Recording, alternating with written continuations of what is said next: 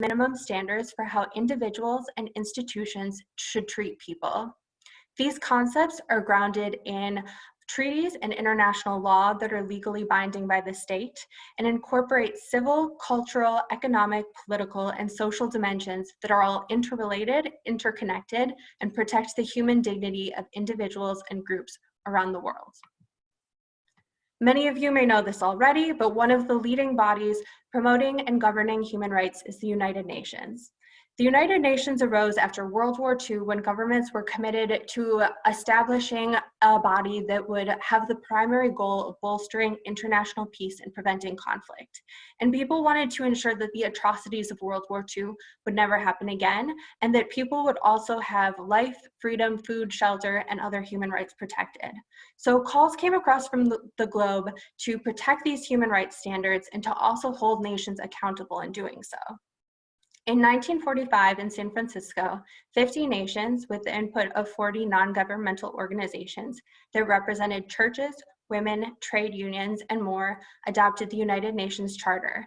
And this document set forth by aiming to achieve and promote and encourage respect for human rights and fundamental freedoms without distinction for race, sex, language, or religion. And the Charter laid the framework for the Universal Declaration of Human Rights. The Universal Declaration of Human Rights was adopted by 56 members of the United Nations on December 10, 1948, and still acts as the fundamental human rights document today. It outlines the human rights which should be universally protected and promoted.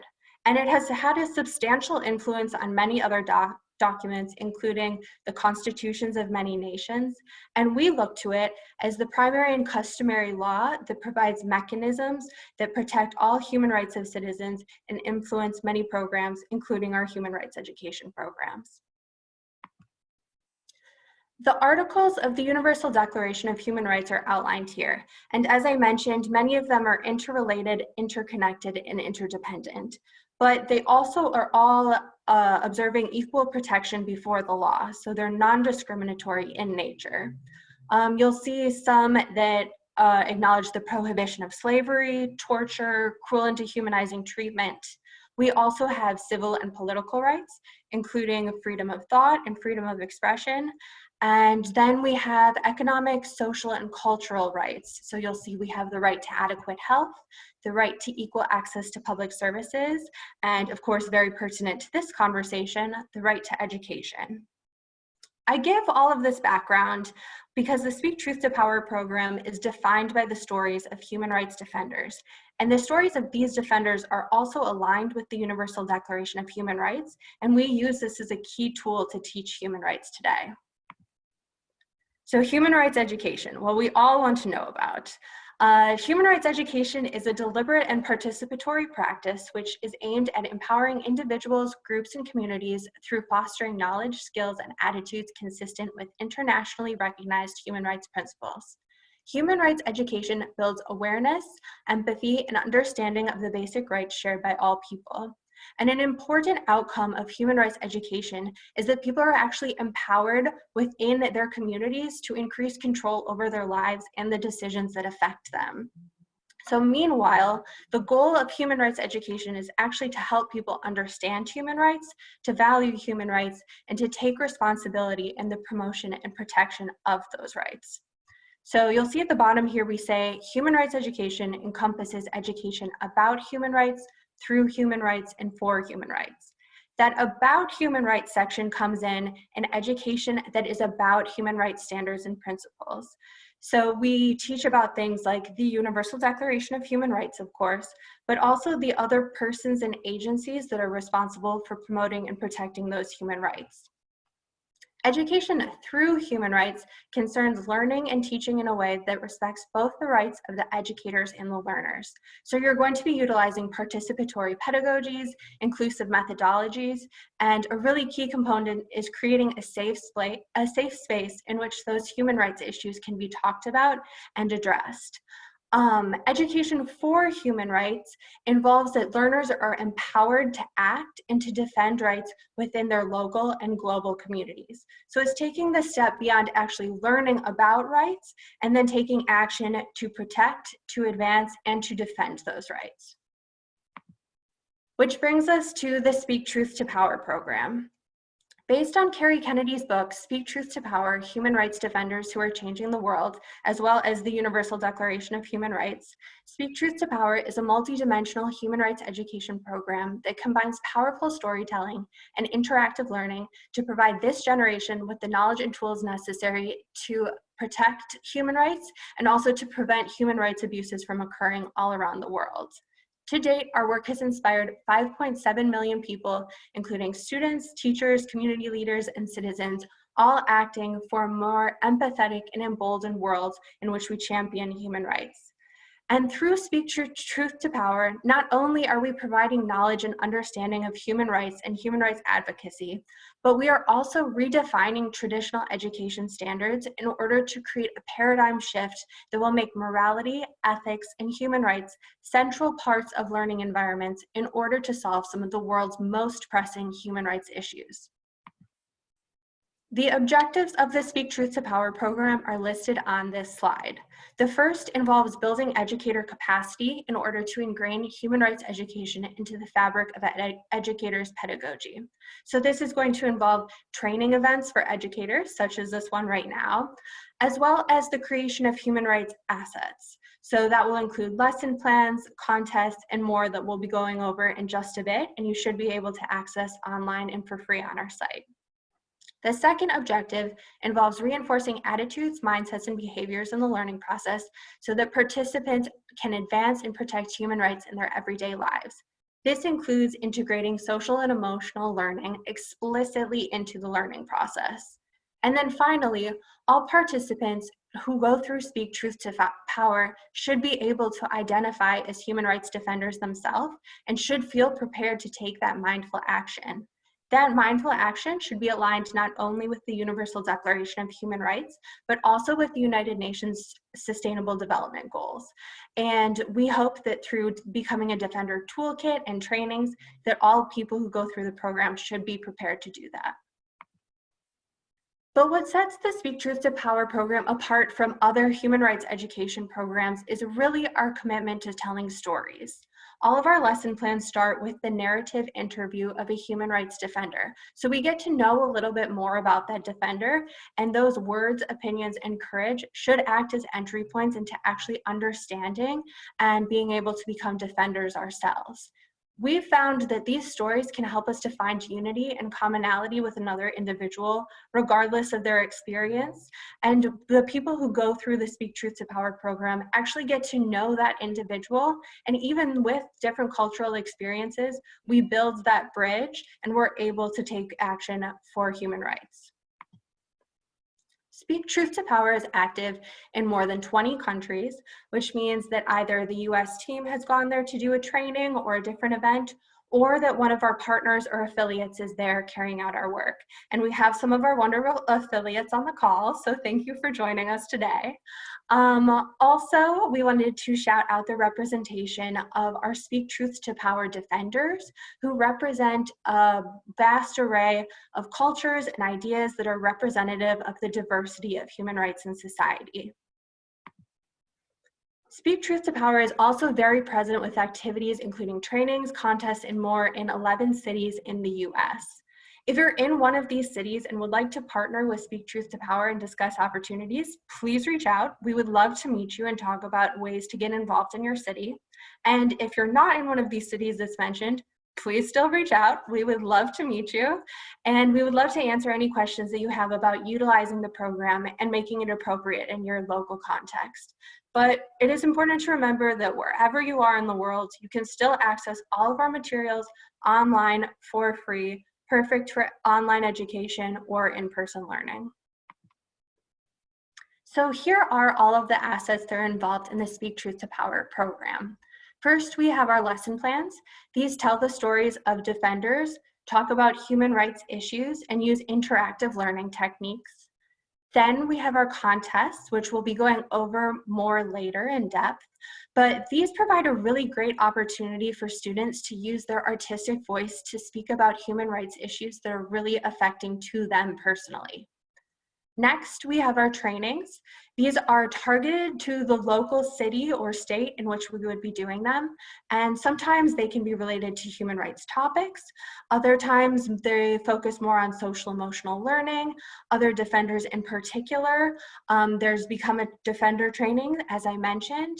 But after the trainings and after we've actually gone into areas and done these, we have educators who continue to do the trainings themselves and continue to go on with our work. And we call these people our lead educators. Our lead educators are one of the most important parts of our organization because they have helped to define our strategic vision, and they're constant advisors to us, and we're always looking for more to get involved. And hello to the lead educators on the call again. We're so excited that you could join us, and I'm sure that they would love to answer any questions you have about implementing the program in your classroom or community. Our next asset is the play, which has been performed in many countries and is available online. This play, Speak Truth to Power, Voices Beyond the Dark, is by award-winning playwright Ariel Dorfman, and we have those monologues available online as part of the arts program and additional monologues based on the play. We also have our photo exhibit, which has been displayed in 4 continents to date. These are our stunning black and white photographs by Pulitzer Prize-winning photographer Eddie Adams, first pictured in the Speak Truth to Power books, and now available to be displayed elsewhere as well. Knowing that we have a lot of educators on the call, we wanted to take the time to explore a lesson in particular. So here you see the lesson for Sonita Alizadeh. She's a young Afghan girl who became a rapper activist, or raptivist, as she might tell you, speaking out against child marriage. And she defends the human right of freedom of expression and choice. You see that we have a recommended grade level at the top here, but that is a suggestion. You can absolutely take her activities and implement them in any grade level that you feel might be appropriate. We've also outlined the UDHR articles to which her lesson particularly aligns, and we've tried to make this as easy for teachers as possible by providing notes, guiding questions, and even aligning them with Common Core learning standards, as you'll see on the top right there. Then we go into the actual activities in our lesson. As we mentioned, they're all really interactive. They're meant to spark critical reflection in students.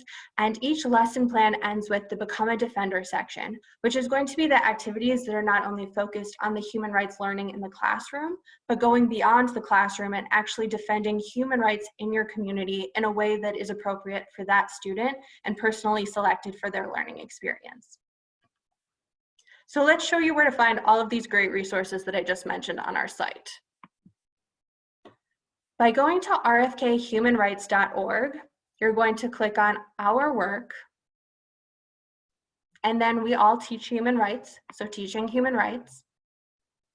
You can access the lesson plans for defenders in 2 places on this homepage.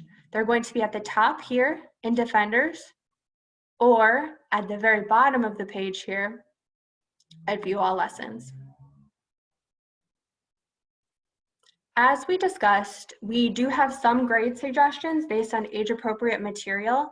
However, anyone can just pick and choose what works for the lessons. You can do all of the activities, none of the activities. It's basically what time you have and what information you want to present.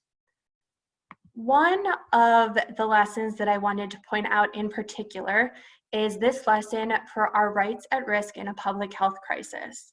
When we were thinking about how we wanted to address the coronavirus pandemic, we wanted to make sure that we were not only addressing the right to health that's at risk, but also all of the corresponding interrelated and interconnected human rights. We also wanted to highlight 2 defenders who we felt were speaking truth to power. So we chose to develop a lesson plan about Dr. Anthony Fauci, Director of the National Institute of Allergy and Infectious Diseases, and Dr. Tedros Adhanom Ghebreyesus, Director General of the World Health Organization. You can download this lesson here. You will see that it goes over many of the sections that I went over. So here's the UDHR alignment. Here's some of those helpful teacher tips that I pointed out. And then we get into the great interactive lesson activities that can be done in a classroom or online. The other things that I wanted to show you on this main page have to deal with our international curricula. We have lesson plans available in many different other languages, with even more coming. And if you do not see a language that is needed for your classroom, please let us know and we can work together to work something out. I also wanted to show you the homepage of where to find our great lead educators. As I mentioned, those are the people who are really taking our work to heart and making it their own on the ground in their classrooms. So here are our wonderful educators implementing the material, and I am sure that they would be happy to meet anyone and talk about their experience with the program and also just tell you what using Speak Truth to Power is actually like in the classroom. We also have another website that is in partnership with Discovery Education. We've been working with Discovery Education, who you probably know is one of the top leaders in creating digital education content in this age. And we wanted to make sure that we were using the online education space in a way that really worked for teachers and learners in an innovative way. So you can see their website is speaktruthtopowerinschools.com. They are also highlighting our Rights at Risk in a Public Health Crisis lesson plan on their front page here. But a couple of things that I wanted to bring up are, first, our video vignettes.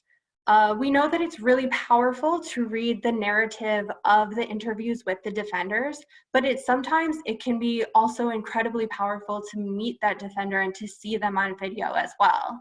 So we have vignettes that people can view in their classrooms and get to hear actually what those defenders' voices like and what are the human rights that they're protecting. So the lesson plan that I went over was for Sonita Alizadeh, and let's take a minute to view her vignette right now.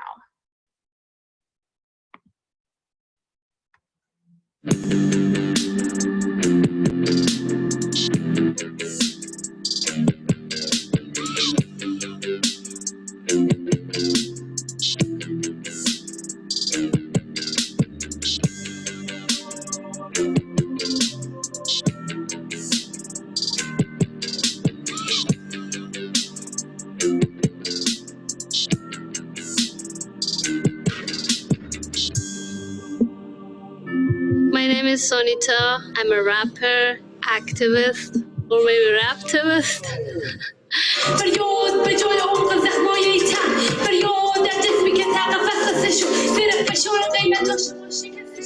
I was born in Afghanistan and my family left because we wanted to escape the Taliban.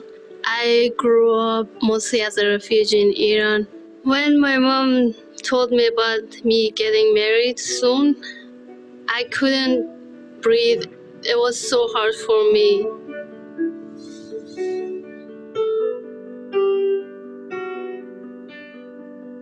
It happened actually 2 times when I was 10 years old. Then when I was 16, I realized that it was something that is gonna happen to me after my sisters.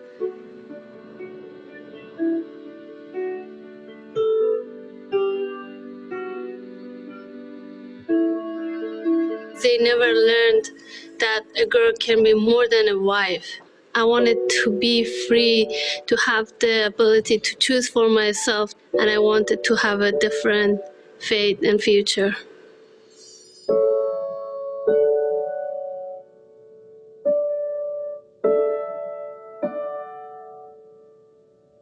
I didn't know about child marriage. I thought it was just happening in Iran and Afghanistan. Then I started to educate myself about child marriage, and then I realized that it's happening all over the world. I saw my friends with bruises on their faces because of fighting against child marriage, and it made me feel that I want to find a way to share their feelings and have a conversation with their parents. And this is why I started to share my story. I listened to Iranian rappers, then Eminem, and then I started to write lyrics with rhymes. And rap gave me the space that I needed to talk. It was illegal for a girl or a woman to rap in Iran, but my dreams were more powerful than my fears.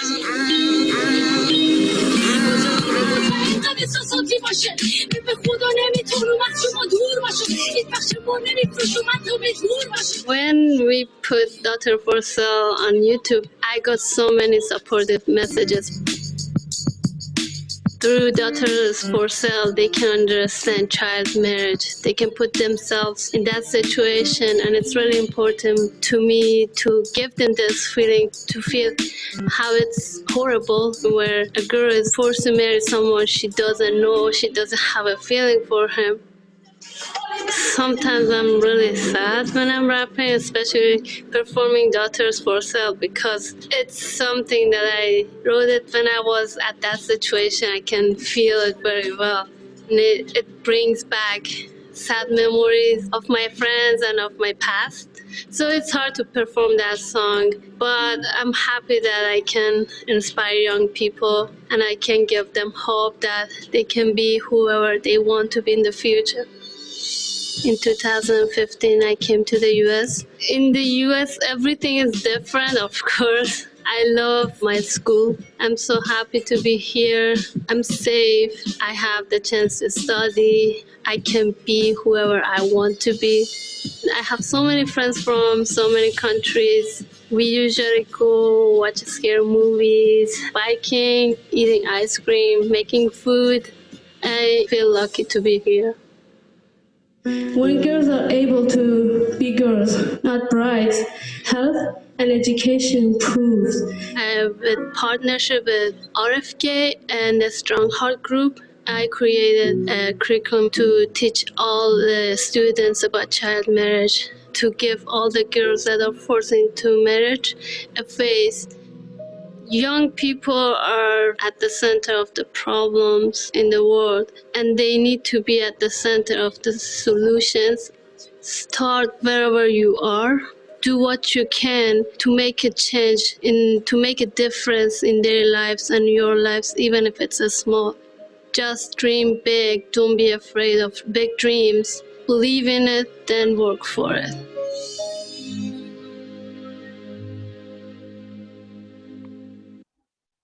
So I find that video vignette particularly powerful because she talks about how, not everyone has to be a Nobel Peace Prize laureate.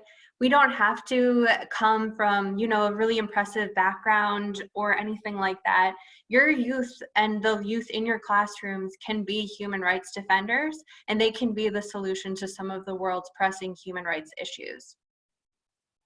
Before we launch into our arts program, a couple other things that I wanted to show you on this website are our Educator Resources. This is going to contain the Educator Masterclass series, where we have those awesome lead educators that I mentioned talking about implementing the Speak Truth to Power program in their particular schools and communities. So for instance, we have our educator Estella, who discusses using Speak Truth to Power in arts and theater. We have Dr. Robin DeLuca Oconee talking about using Speak Truth to Power in her social work classes, particularly with that emphasis on social and emotional learning. So these classes should show you that there's a variety of ways to implement Speak Truth to Power, and whether you're a social studies teacher or a math teacher, we have lesson plans that cover a variety of different subjects and show that Speak Truth to Power can be implemented into any subject in any classroom because human rights are everywhere. So there's also the Interactive Defenders map. That's going to show you just a really quick snapshot of the international scope of our defenders. And when you click on a defender, you get just a really quick picture. So if you don't have time to go through an entire lesson plan, this is really going to be the majority of the information that you would need to be able to talk about, for example, the Dalai Lama and who he is and what he stands for and what human rights he's involved with. And then the last thing that I'll cover here is that we have a virtual field trip. I know that virtual field trips are really hot in schools right now, as we unfortunately can't take actual field trips. So I would encourage you to check out our virtual field trip featuring Carrie Kennedy speaking with human rights activists in New York City. We have her speaking to Nobel Peace Prize winner Kailash Satyarthi, who deals with child labor, Van Jones, Jones from CNN speaking on police brutality and freedom of expression, another great youth activist, Jazz Jennings, among many others. So between our two websites, the Speak Truth to Power in School and the RFK Human Rights website, we have many great free and online resources that should be perfect during this time, but also always. So, talking about some of those more is our wonderful arts program manager, Jenny Girardi, and I'll let her take it away. Hi, everyone. I just love this quote, and I think it's such a great way to kick off the arts program of this presentation. I'll just read it real quickly. The greatest voice is the voice of the people, speaking out in prose or painting or poetry or music, speaking out in homes and halls, streets and farms, courts and cafes. Let that voice speak, and the stillness you hear will be the gratitude of mankind. And I love this piece because it's saying no matter what the medium of the art that is created or the stage on which the piece of art is presented, there is value and humanness that can be a catalyst for empathy, causing that stillness and that gratitude that Bobby mentions here. So Speak Truth to Power is rooted in telling the stories of the bravest people on earth, where these stories and the words of our defenders evoke change within students so that they're able to understand that no matter how old they are, no matter where they're from, that they can absolutely be defenders of human rights. Our arts programs offer students an opportunity to use the arts as a tool to tell these important stories and speak truth to power using their authentic voices, where students can creatively address and solve problems in their communities and the world. And by using the arts, they find creative solutions to problems in their communities and global issues. And in doing so, take transformative action that will allow them to see and understand and engage with the world in a very personal and meaningful way. The image that you see here on this first slide is of students who participated in our theater camp in New York City during one of our theater intensives. And they're reading Errol Dorfman's play that Laura mentioned earlier. As Laura mentioned, he's a Chilean playwright, and he also wrote Death and the Maiden, which is an award-winning play. So he took interviews from Carrie's first edition of her book, Speak Truth to Power, and turned the interviews into monologues, and the monologues became his play, Speak Truth to Power, Voices from Beyond the Dark. And they can be found on our website. Can you go to the website, Laura? Where you can download the play, the full play, and students and theater companies can perform this play in its entirety as long as permission is granted from the playwright, and we can work with you to make that happen if that's something you're interested in doing. So you'll see here, this video clip is from a performance that was done at the Parliament in Brussels by members of the European Parliament. So check it out if you have some time. Lena Olin is featured in this cast. It's a beautiful piece. And then if you scroll a little bit farther down the page, you can find the play in several different languages. And then you'll also find a link to the additional monologues that Laura mentioned earlier. Teachers really like using these monologues in their classrooms, and virtually they can send them to students because it's an opportunity for students to step in the shoes of these human rights defenders and learn about human rights issues they might not otherwise be exposed to. Students also use these monologues to create their own versions of the play, and they can also create monologues based on the work of human rights defenders from their own communities. So there are lots of schools and universities that have been creating plays based on the monologues that are provided on this website, as well as monologues that they've written based on very extensive research to properly honor the work and lives of human rights defenders, and created beautiful pieces to incorporate into their own version of Speak Truth to Power. Okay, so that's the play. We can move on to the next slide.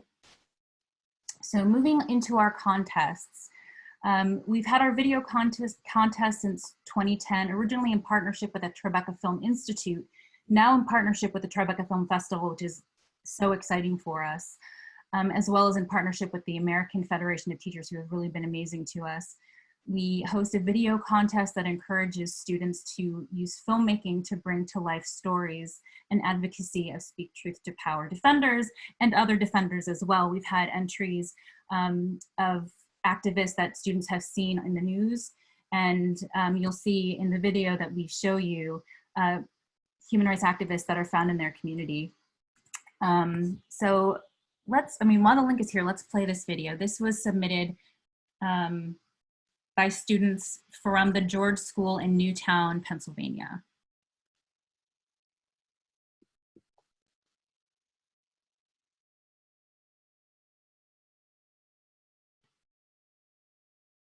Each time a man stands up for an ideal, or acts to improve the lot of others, or strikes out against injustice, he sends forth a tiny ripple of hope, and crossing each other from a million different centers of energy and daring, those ripples build a current which can sweep down the mightiest walls of oppression and resistance.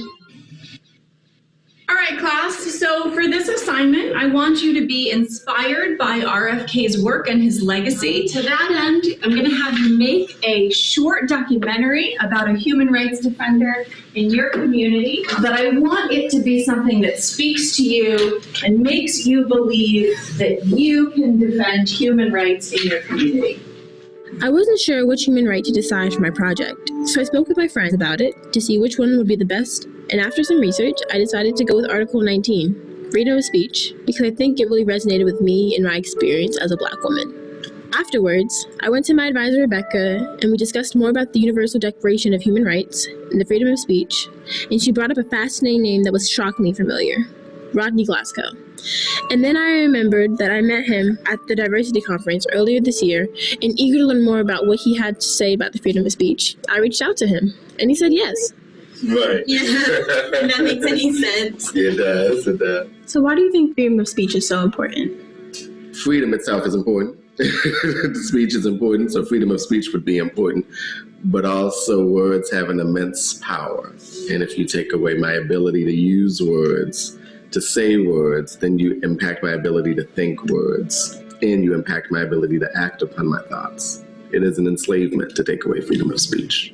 I protect people's right to speak their truths, but I also protect people's rights not to be spoken to in certain ways, not to have certain things spoken at them, not to hear certain things in the hallway. So there is freedom of speech, but I think people confuse freedom of speech with the right to say anything I want to whomever I want. And I am down the middle in that. So my job is to empower you to say what you want to say, but also not to empower you to say those things that you shouldn't be saying. Because in that way, speech can be like violence. Saying something to you like that could be the same as slapping you in the face. And when we think about the brain, what is interesting is the brain doesn't register that as any different. The pain you would feel if I were to slap you in the face is the same pain you would feel if I said something to you that hurt you to your core. So how do you think a student my age could possibly fight for their freedom of speech? Keep speaking, refuse to be silent. Don't always think getting louder means being heard. There is the power in a whisper, but a whisper is not the same as silence. It is a form of love to hear each other when it's difficult, when you have to strain, when you have to focus. It's one thing to hear me when it's easy. It's one thing to hear me when I'm shouting. But if somebody tries to take your speech, our inclination is to keep shouting. And part of that is great, and that's empowering. But also to keep speaking even when no one's listening, because someone will hear you. And so thinking about, just because no one is listening to me now, does that mean I should stop speaking, right? What would happen if I just kept talking? What would happen if I just kept speaking? What would happen if I refused to be silent? I chose Rodney as my human rights defender because when I heard him speak for the first time, A sampling of a video. If you want to learn more about this contest, you can go to our website and you'll see the instructions, the requirements, and there's also videos on how to have great sound, how to do lighting and camera angles on iPhones, which is great. And don't let this scare you off, because we've gotten extraordinary entries from students who've made their videos on an iPhone. You don't need extensive editing to create a powerful, moving story that can really have a huge impact. So that said, we are having another webinar on Wednesday about filmmaking while using a smartphone. So if you have kids who are interested, if you know students, send them our way. It's a really great way for students to share their thoughts on the COVID crisis and human rights issues that have come up for them, including the right to information and the right to healthcare. And I know a lot of kids are yearning for activities, and so this is a really great one for them to participate in. Moving on to our music contest. So in 2015, we partnered with the Grammy Museum to give students a platform to create music as a catalyst for change. And it's open to any form of music. We've gotten rap, we've gotten some spoken word, country, Crosby, Stills, Nash-esque inspired music. It's open to any genre. Students can write a song about any human rights issue that really speaks to them, and it gives them an opportunity to share how they feel. And the winner gets to perform at a Grammy-related event, which is pretty cool. Both contests have been extended to the 15th. So again, if you want information, go to our website, and you can also view our 2019 Grand Prize winner Tess Lira's entry, which is just a really beautiful piece of music. So those are our contests. So to wrap up, we are further developing our arts programs to move to incorporate more art forms, including visual arts and poetry and spoken word. And so we are moving beyond the contests, where the objective will be for students to develop projects that have more of a community impact and experience meaningful transformation in the process. These programs will also be rooted in the history of the different mediums of art, so that students can understand how the works have influenced society and raised awareness of social and political issues. And as these programs come together, we'll let the world know about them. They'll be on our website. But for now, I'm going to hand the talking stick back over to Laura, who will share with you our upcoming events. Thank you, Jenny. So as Jenny just mentioned, we have another great event coming up this week, which is going to be that webinar also on Zoom about how to enter and make a video using just your iPhone. That's going to be really great, I know, for all of the students who are at home now and still want to get involved with the video contest. So we would highly encourage anyone interested in that to come this Thursday. We'll be sending out the link to register for that as well after this webinar. As I mentioned up top, we have our 2 other sessions in Zooming for Human Rights Education, that being another one on arts education for human rights, and then the Becoming a Defender section with that really student-oriented community organizing and action piece.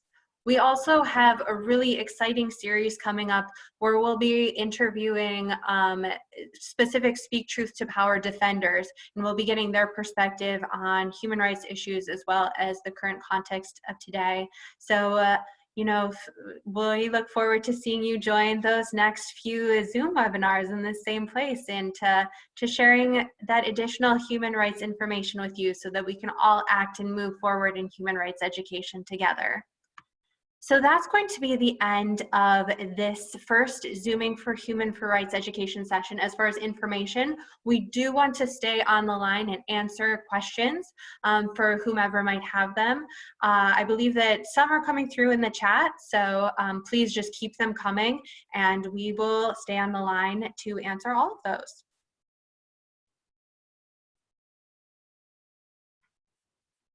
So, Karen, what do we have coming through that you have captured? Yeah, so I see the message from Daniel from Colorado. Yeah, we have quite a few materials in Spanish, quite a few lessons. We actually have on the line the RFK Speak Truth to Power director from Madrid, Anthony. You can wave, Anthony. So they've created some materials. We created some before. The play is in Spanish as well. So you should be able to find all of those on the website. If you have any challenges, you can always connect with one of the staff members, and we could also connect you to Anthony in Madrid if necessary, but I think you'll find quite a few of those on the website. So, right. De nada, and Daniel? And they're going to be on our international curricula page there. So here we are. Oops.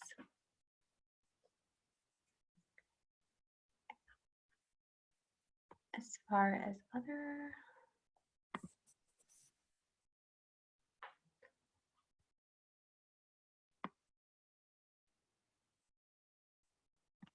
And if anyone has any other questions coming in, feel free to write them in the chat.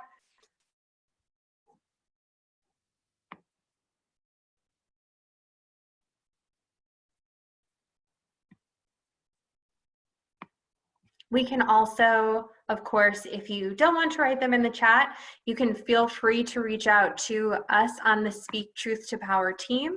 That address is going to be at sttp@rfkhumanrights.org, and it will connect you to all of us and filter your request to the right staff member.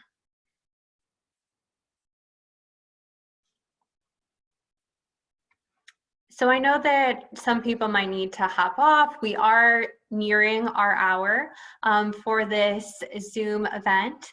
The STTP team will continue to stay online if you want to drop any notes to us. Otherwise, I just wanted to reiterate again, thank you so much for being here. You're all defending human rights by joining today and by acting and respecting and promoting the human right to education in your classroom. And thank you so much. It's so fun to see all of the responses come through.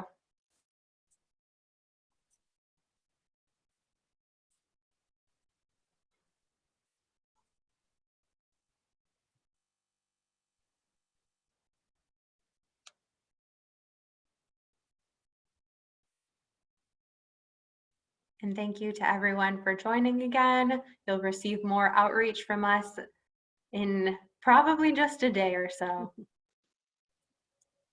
Say something about the reactions from students.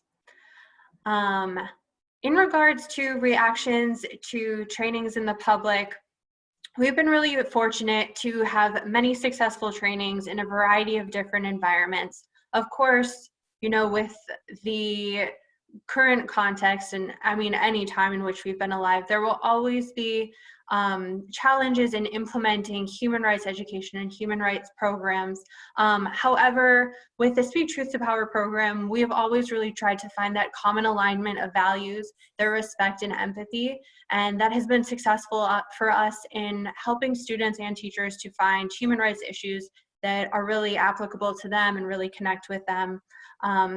Karen, would you like to share anything more on that? Yeah, I would just add that on the contrary, as opposed to difficulties or challenges, I think over the years what we have found is when teachers and educators have mapped this work into their teaching, into the culture of their classroom, students have actually found their voices in ways that have been really powerful, and have understood and engaged in the world through this broader human rights lens.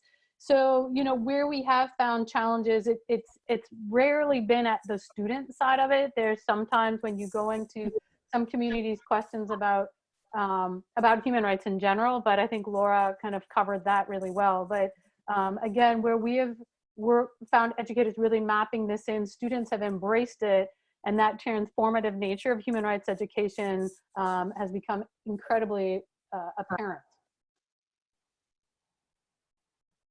And thank you for that question.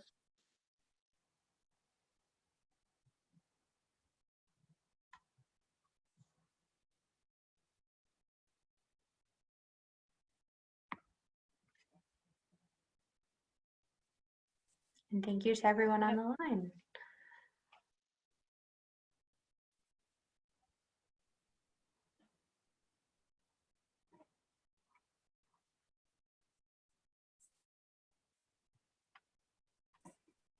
All right.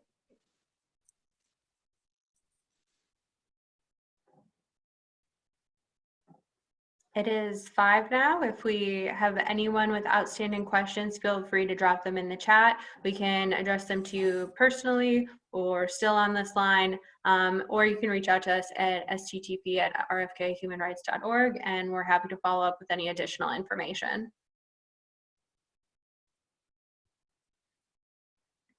And love seeing your kids, Anthony. Oh,